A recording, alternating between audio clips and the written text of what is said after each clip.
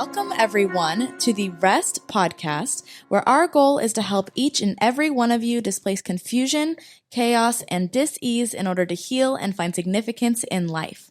I am your host, Natalie Williams, and I am here with our COO, Mr. Stephen Prophet, and the author of the Reconstitution Method for Healing and Rest, Virginia Dixon. Thank you, Natalie. It's good to be here. Of course. I thought it would be good to just mention that the first few barriers to healing that we discussed were lies. We tell ourselves, we believe about ourselves and others, and fear and shame. I think we covered those two themes during the course of the last two podcasts. But today, I wanted to get Stephen an opportunity to share some thoughts he'd put together, and then we'll talk about some of these things. So we'll start off with anger. I mean, this is such a broad topic, and there's a lot of research that shows that anger is the emotion that we carry in our body most intensely. We know that what affects the mind and the heart affects the body. What affects the body affects the mind and the heart. We know these things are so interrelated. And Virginia, in your reconstitution model of healing, in your philosophy of rest, I mean, you work at these intersections of body, mind, heart, spirit. And first, I just wanted to ask you a question, because you talk a lot about the difference between feelings and emotions. Mm-hmm. And I think we see those as interchangeable. We use those as synonyms. And when you talk about that, how would you describe the difference between a feeling and an emotion? My observation has been that emotions are a function of the limbic system. They are an action. They're the consequence of feelings, specifically pertaining to the word anger. I deal with a lot of trauma, and I deal with a lot of people in chronic pain or chronic states of disease, battling various diseases. And I find that once we get to the root cause of, for example, anger, everything begins to unravel. The barriers to healing begin to unravel. For example, a child who's been molested from the age of 8 on becomes an adolescent, go into high school, and then they go into college. Their behavior is often addressed as, I don't want to speak disparagingly, but there's all kinds of adjectives to describe this young girl, let's say. Selfish, inconsiderate, self-absorbed, aloof, slutty, all these different things. And that child more often than not, feels very angry. Yeah. And they can't even identify the source of their anger. Yeah. Because they don't even remember the root cause of their behavior, which is early childhood sexual trauma. Yeah. So they feel all this anger and this frustration. But underneath the anger that they emote and the frustration and the reckless behavior is the root of a broken heart, a shattered soul, shame, unworthiness, self-loathing. Because the person is feeling the anger towards themselves and the world around them. And until you begin to unpack the root cause of that anger, which is the pain and the shame and the self-loathing and all that came from this childhood trauma, that oftentimes they're just feelings that are buried alive. And they can't explain their behavior often, but they know that's what they feel. So it becomes very difficult because we judge people sometimes by what they emote. Yes. Without pausing to consider what's behind that. Yes. That's such a great insight. In that way, I think anger is a mirror that can show, reflect, help us understand these underlying feelings that are driving that emotion. And I'm thinking back to a conversation, Natalie, that you and I had, where we talked about what are those feelings underneath anger? Yeah. You know, those feelings are betrayal, pain, sadness, grief, that are finding expression through anger. I read a book recently called How We Love by Milan and Yerkovich, and they talk about how anger is the only non-vulnerable emotion. Yes. And I think it's no accident, for example, thinking about narratives of masculinity in our culture, how anger is one of the few acceptable emotions for men to express, because we're socialized to believe that vulnerability is weakness anger is non-vulnerable and so therefore permissible. I'm thinking about this insight by an author named Susan David. She talks about how emotions are data, not directives. And so what is the data that anger is giving us? When we see anger showing up in our lives, we see anger showing up in the lives of people we love, how can we follow that anger down to the root? How can we unpack the layers of feeling underneath that anger? I think betrayal is a huge driving force of a lot of anger that we feel. I resonate with that personally. I remember a period in high school where I felt really angry toward my parents, my dad, my stepmom, and I'd be really irritable. I'd come home late at night after doing all these activities, and they'd say something to me, and I'd just be reactive, and I'd say something snappy. This went on for a while, and I remember my dad coming into my room one night and saying, "Hey, if this continues, you're not going to be able to stay here." Like, it had gotten that bad, where I was just kind of consistently reactive, irritable. And as I look back on that period of my life, I realized that I was negotiating the trauma of my mom's absence.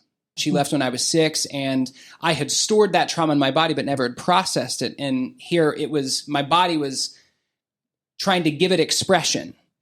And I didn't understand that at the time. I couldn't unpack those layers. I didn't have the emotional resources, the language to understand that that's what was happening. But as I look back, I see that I had these deep-seated feelings of betrayal by my mom that I was sort of taking out on my dad and my stepmom at home.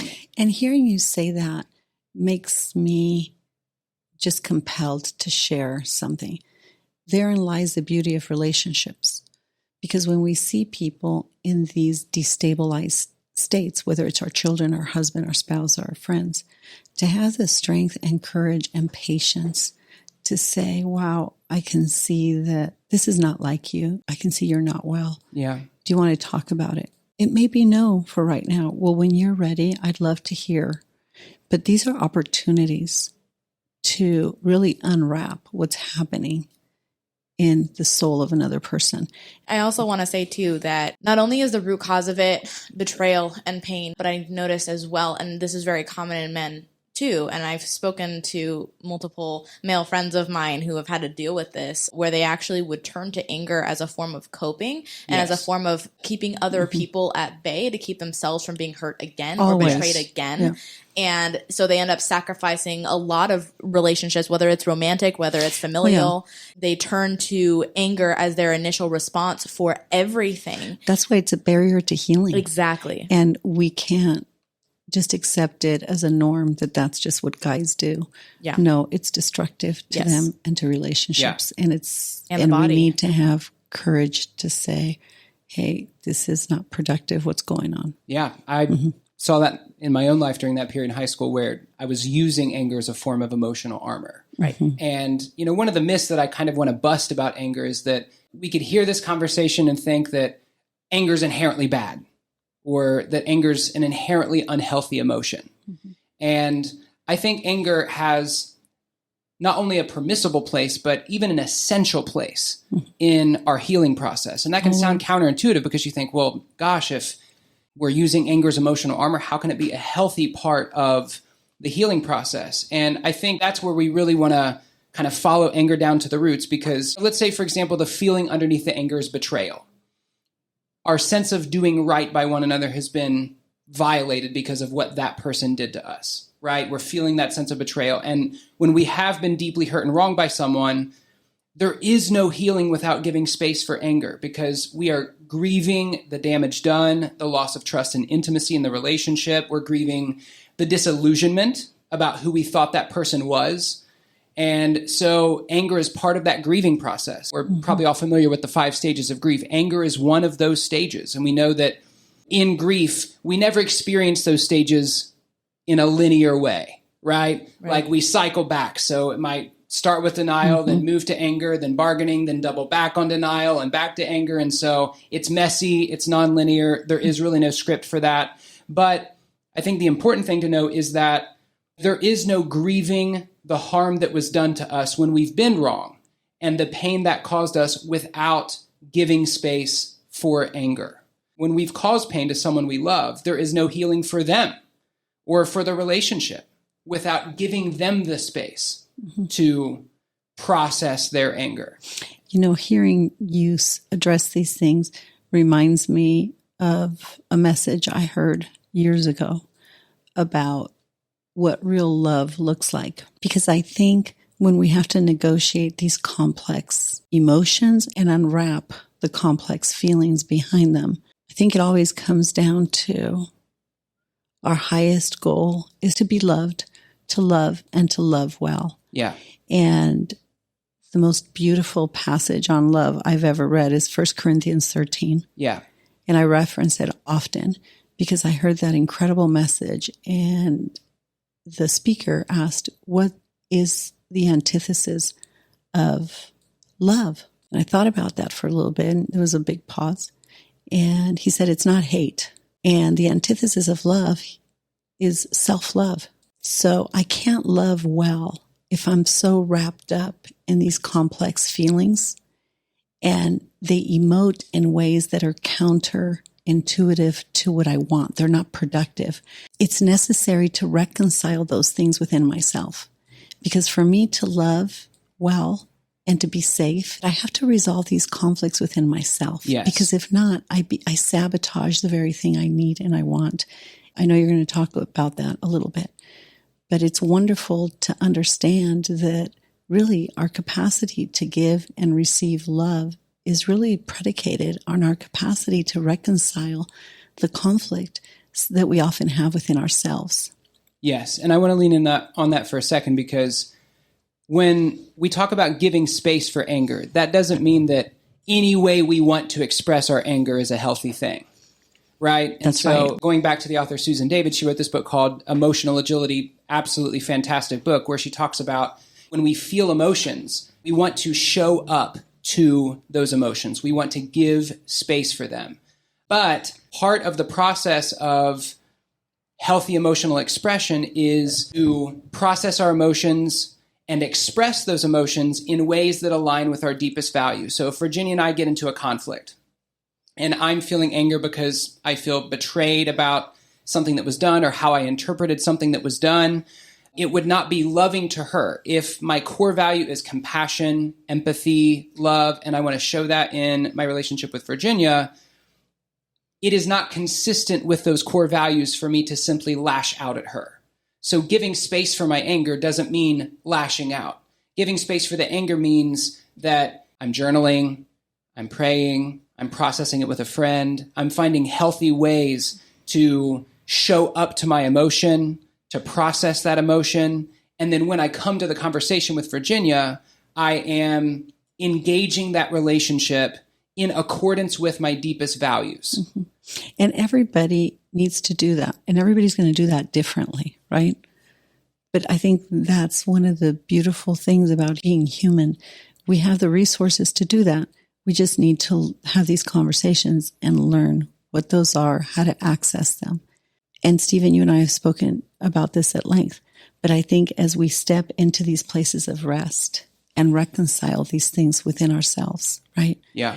And we remind ourselves and align ourselves again with the highest convictions of our own conscience, we can show up to deal with all the barriers to healing, the lies, the fear, the shame, and in this case, anger. Yeah. And I know we're going to also talk about unforgiveness as well as a barrier to healing. And we talk a lot about forgiveness just culturally, not just in an ecclesial context, a church context, but even broadly in personal relationships. I mean, anyone who's been in a deep, intimate personal relationship for a length of time would talk about how necessary forgiveness is. There was a conference years ago where this man who'd been married for 4 decades was asked, what is the most important quality for a healthy relationship?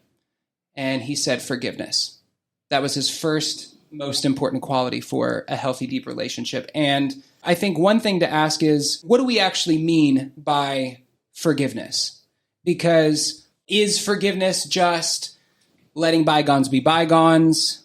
It's not a big deal. Is it forgetting? Is it forgetting? These are a lot of ways that we kind of play with that term, and we throw around forgiveness synonymously with just letting the past be past. But I think anyone who has really been wrong knows that If by forgiving we mean overlooking, that's not true forgiveness. That would be the first thing to say, is that forgiving doesn't mean minimizing, downplaying, overlooking the offense that was done. And one of the best writers on this topic that I've ever come across is a writer by the name of Tim Keller. And he uses this example. I'll paraphrase the example. Imagine that you broke my $500 guitar. There are only two ways that the damage done to that guitar can be repaid. Either I ask you to give me the $500 that is the value for that guitar, or I absorb that debt myself.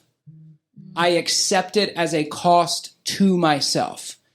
And so in the Jewish and Christian traditions, forgiveness is described as the canceling of debts for this very reason.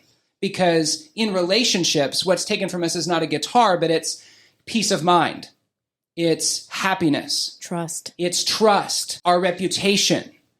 And when those things are taken, we have these two paths. Either we ask that person to repay. So if you damage my reputation, I'm going to ask you to repay by trying to damage yours, by undermining you as a way of emotionally punishing.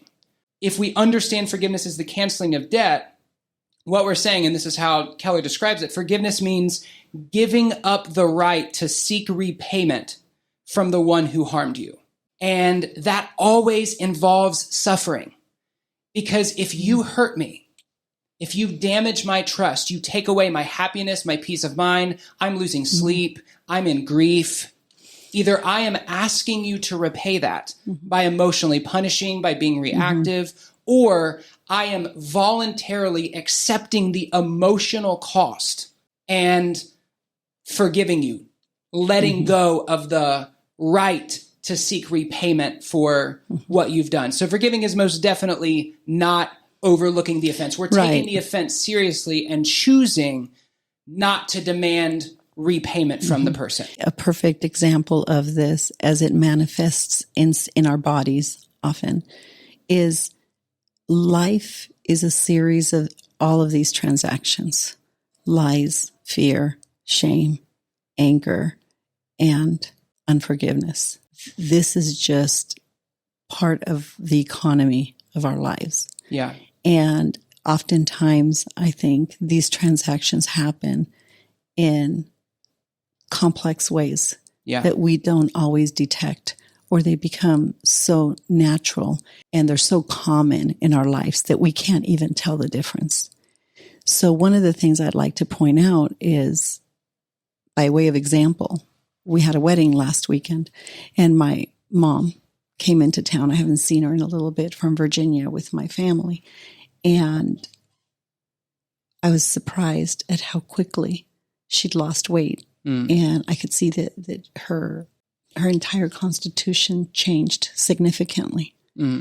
And when she showed me her knees, arthritis had just ravaged her body. But it began in her right knee. And as I began to probe a little bit about the root cause of that, the right side represents the male. Well, first of all, arthritis is an infringement trauma, something that I feel that my body has been devalued.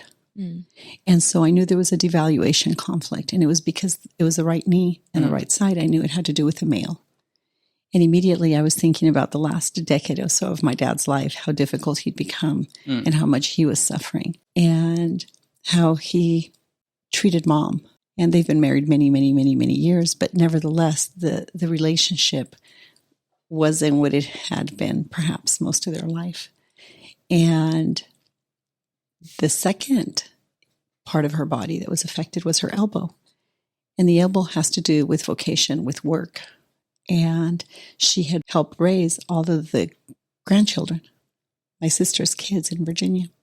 I asked her what had happened in the last year that could have triggered the onset of this disease. And they bought a new home. And so she moved out of the home where my dad passed and where she'd been raising the kids for the last 10, 15 years. And so that was the triggering event for the disease. Usually 12 months before the onset of something like this, there was a triggering event. And in fact, that was it. So they got settled in another location in Virginia Beach. And my mom's joints swelled. And it's because of that emotional conflict. She loved my dad very much, and he loved her, and they had a long marriage. And of course, raising the grandkids was a lot of work, and helping raise them. They were all homeschooled and whatnot. My sister doesn't do anything halfway, so it was amazing. But it was a huge life shift in lifestyle. So she loses a lifelong partner, and then her vocation's finished. So what happens? Complete devaluation. And what's life now going to hold? And realizing this is the sunset of her life. So what happens? The disease states come in. It was interesting. I did evox with her, and immediately she felt the relief in all her joints. On the right side? On both. On both sides? Yeah. Okay. Wow. And then, of course, I spoke to Dr. Cowden that we're going to be doing some podcasts with on some of these physical ailments that manifest as a result of anger and unforgiveness. Now, coming back to my mom's situation, of course, on numerous occasions, reconciled the anger and spoke about it and all that.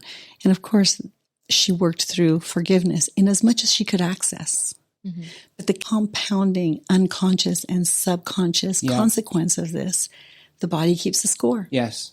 And I think that's what's valuable about these conversations. There's only so far we can all go in conversation together that we can talk through. And then there's other things that people need to face Within themselves. Yeah. Because the root of the lies she believed about herself and about her value and her worth, and fear and anger and unforgiveness, although they had a measure of expression, there was something deeper that goes way, way, way, way, way, way back. Yeah.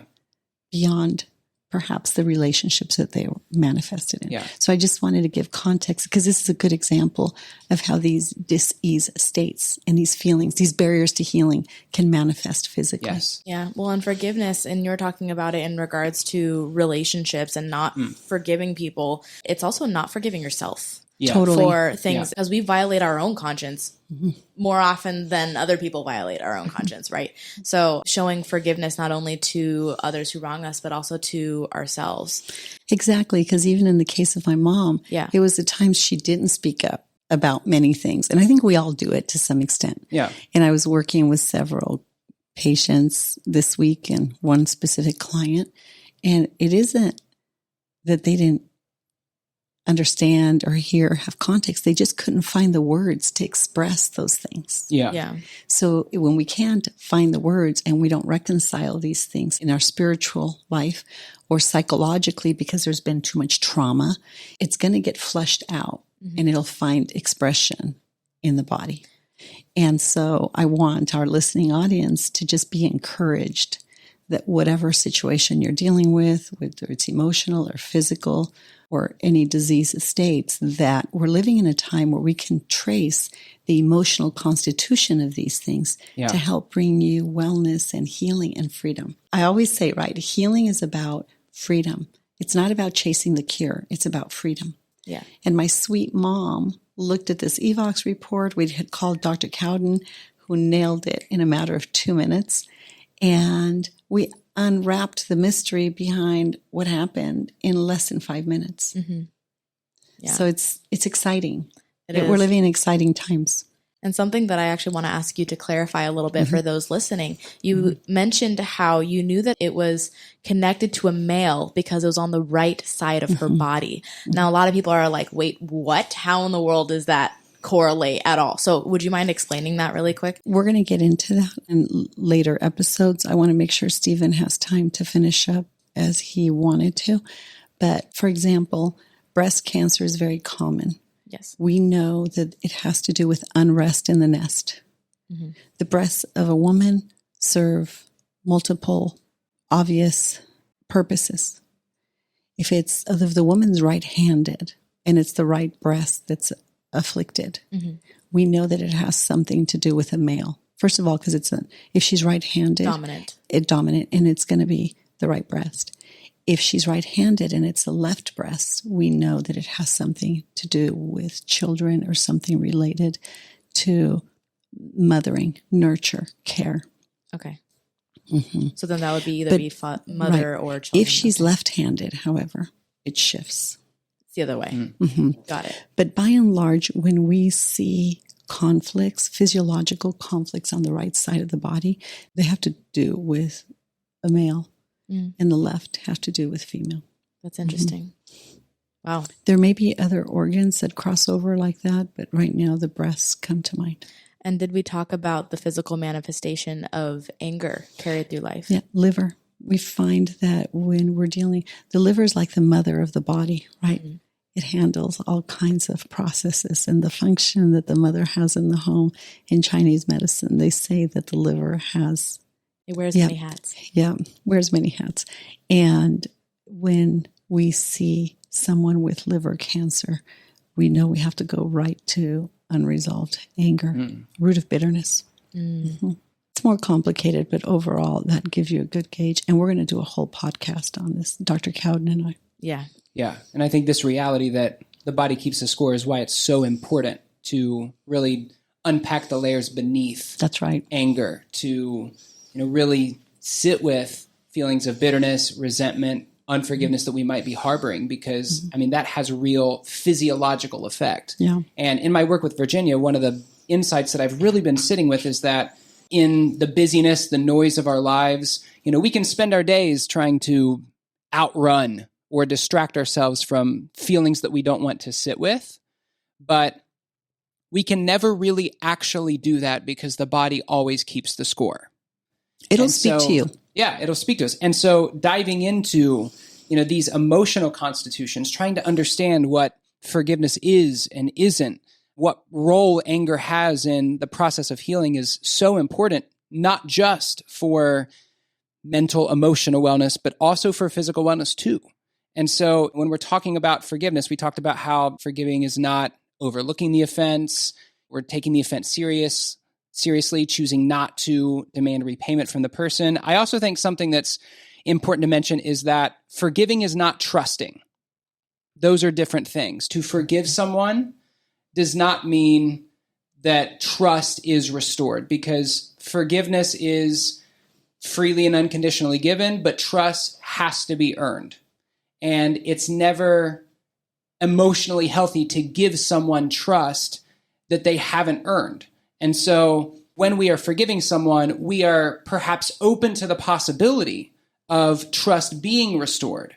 But our forgiveness of that person for the offense does not mean that we are trusting that person. And I think that's a really important distinction to make, because forgiveness is not conditional upon whether that person takes responsibility or apologizes or seeks to make amends, because forgiveness is emotional work that we're doing, choosing to let go of the felt need to demand repayment. But trust is fully conditional upon that person taking responsibility, apologizing, and seeking to make amends. And so forgiving is not trusting. And that's another important distinction where I think things can get muddled. The only thing I would add to that, if I could, that you might want to clarify, everyone is on their own, is on a very complex journey, dealing with complex things within themselves.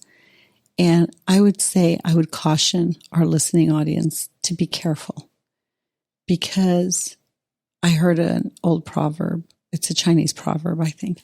An enemy is only someone whose story you don't know. Mm. And although we can choose to forgive, but we don't trust people, that's a really delicate balance. And I think we need to be careful. And I know where Stephen's coming from. It's from a deep place of deep conviction, but it's also from a place of love. And I don't want that to be confused by the intensity with which he's saying something, because I can be in a relationship with someone that I don't necessarily trust, but I don't not trust them because I don't love them or because I don't see their value. I perhaps don't trust them because I see that there's a lot of barriers that they have not yet overcome. Reconciled within themselves. Right. And I want to be sensitive to those things, not judgmental. And so I think we need to be careful when we say if this person hasn't earned it, right? And I know that's not what you were saying. Sure. But I want our listening audience to be careful, because the same process you're going through in dealing with these barriers to healing, you have to extend people the grace to do the same thing. Yeah. Yes. And that's very complicated. Absolutely. So to just not grandstand on, no, I don't trust you because you haven't earned it. We got to be careful how we think about that. Something that I wanted to touch on really quick, and a lot of people wonder what that kind of looks like to live in a place of unforgiveness, because a lot of people think, of course, I've forgiven this person, but there's something that came to mind, and it's that lie of I deserve. And it's someone saying, well, I deserve for them to repay me. I deserve for them to show that they're truly sorry. And it literally goes into that holding a grudge over somebody and acting out of this place of, no, you need to repay me in order for me to forgive you, and holding them ransom. Yeah, I think it's the three all lies. Three. I want, I need, and I deserve. And that's what I would caution people. I just think in a short period of time, we're discussing these big themes, and I want to give them the respect they deserve. And it's impossible to discuss the complexity of all these things in a short time. Yeah. But I think if our focus and our aim is to love, I think we can confront these barriers to healing within ourselves and then do so with grace with each other. Yeah. And to circle back on that note of grace, I think this is why forgiveness is such a courageous, brave, and ultimately difficult, painful act, is because if you break my $500 guitar, I am owed $500. As a matter of fairness, as a matter of equity, as a matter of justice, you break my $500 guitar, you owe me $500, right? Mm-hmm. The same is true emotionally. When someone has harmed us, wronged us, this is why forgiveness is so courageous, because I am owed an emotional debt by that person, which is why forgiveness is, as Keller puts it, a voluntary form of suffering, because I am choosing to absorb that emotional debt myself as an act of love, as an expression of grace for that person. And how many people have done the same for us? Yeah. Yes. How many things have I broken in another person and of another person? Yes. And I think that's where we find emotional fuel to extend grace, seeing the grace that we've been extended. Mm-hmm. And I guess the last thing that I would offer is just forgiveness is not an event. Yeah. It's a process. Yes. Right? And it's a lifestyle. It could take us months, years. We choose to forgive day in and day out. And forgiving is grieving, and grief has stages, and those stages are messy and nonlinear, and that takes time, and that's okay. And we need a circle of people that we can process those emotions with. We're showing up to our feelings. We're being honest about those, but we're still choosing to lean in on the brave process of forgiving. And so we make that choice, but it's not a one and done. That's a process that we undergo, and that can take a lot of time. And so, yeah, of course, these things are complex. These things are messy. When you're in a relationship of any depth, what it means to forgive, what it looks like to forgive, what boundaries are healthy when there has been an offense, how to extend grace, how to reconcile. I mean, these are, of course, complex things that we could say countless more things about. But for our listeners, we just wanted to begin mapping out an understanding of the role of anger in our healing process and how it can be a barrier, and what forgiveness is and isn't, and how essential that is in our relationships for healing. Yeah, I just want to remind people that the most powerful decision we ever make is to love people well. Yes. And that means that we extend them the same kind of grace, because we understand the brutality of the process of reconciling these barriers to healing. Yes. And sometimes we can err on the side of thinking we've arrived in some of these things, when in fact, we never arrive. And I think I just want to say, as we probably conclude this, to just remember that it's love that has a transformative power to heal all things. And when we love, we have the capacity to set aside what we need for the welfare and the good of another person. And of course, that's a broad statement, but there's a lot of discernment that happens in between. I think we just have to remember to extend other people grace to go through the process of reconciling these barriers to healing, and do so remembering to love, do so with integrity, and never losing sight of the great value that these people have, that the other person has, that we have as human beings, and just not to lose sight of the things that are sacred about our common humanity. Well, thank you, both of you, as we close out this episode. Thank you. Thank you, Natalie. Of course.